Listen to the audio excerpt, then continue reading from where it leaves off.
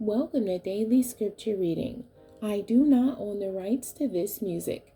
Zechariah chapter 14. This is the King James Version. Behold, the day of the Lord cometh, and thy spoil shall be divided in the midst of thee.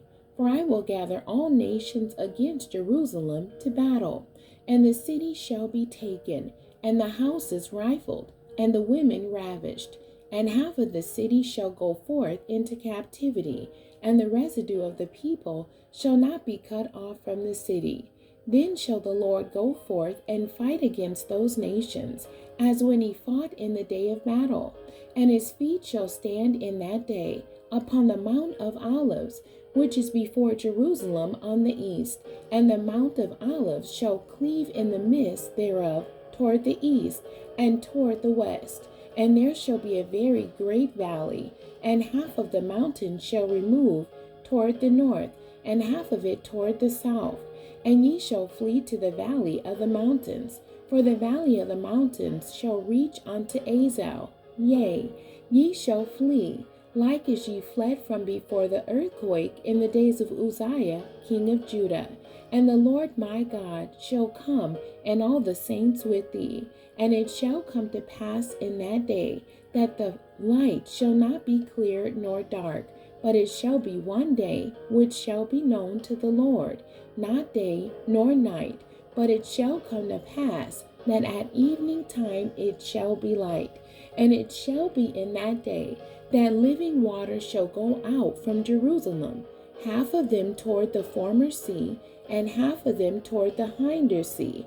In summer and in winter shall it be. And the Lord shall be king over all the earth. In that day shall there be one Lord, and his name one.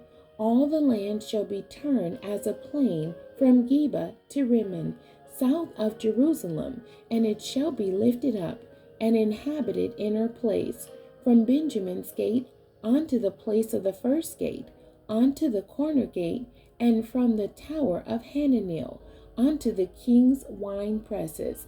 And men shall dwell in it, and there shall be no more utter destruction, but Jerusalem shall be safely inhabited. And this shall be the plague wherewith the Lord will smite all the people that have fought against Jerusalem. Their flesh shall consume away while they stand upon their feet, and their eyes shall consume away in their holes, and their tongue shall consume away in their mouth. And it shall come to pass in that day that a great tumult from the Lord shall be among them, and they shall lay hold every one on the hand of his neighbor, and his hand shall rise up against the hand of his neighbor.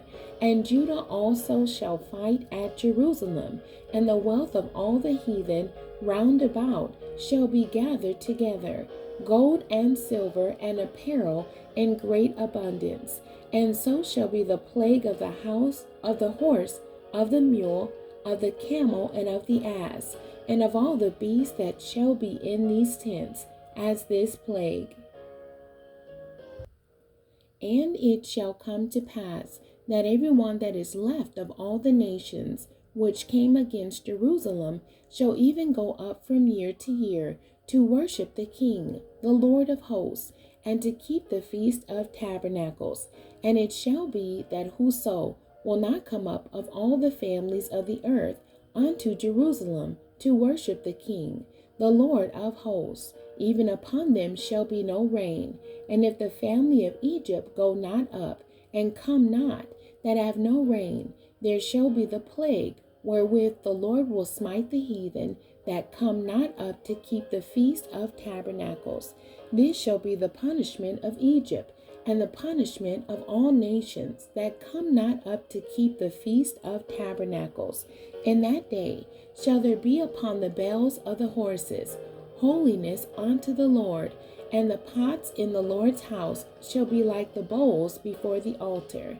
Yea, every pot in Jerusalem and in Judah shall be holiness unto the Lord of hosts, and all they that sacrifice shall come and take of them, and see therein. And in that day there shall be no more the Canaanite in the house of the Lord of hosts. The end. God bless you, and thank you for joining me today.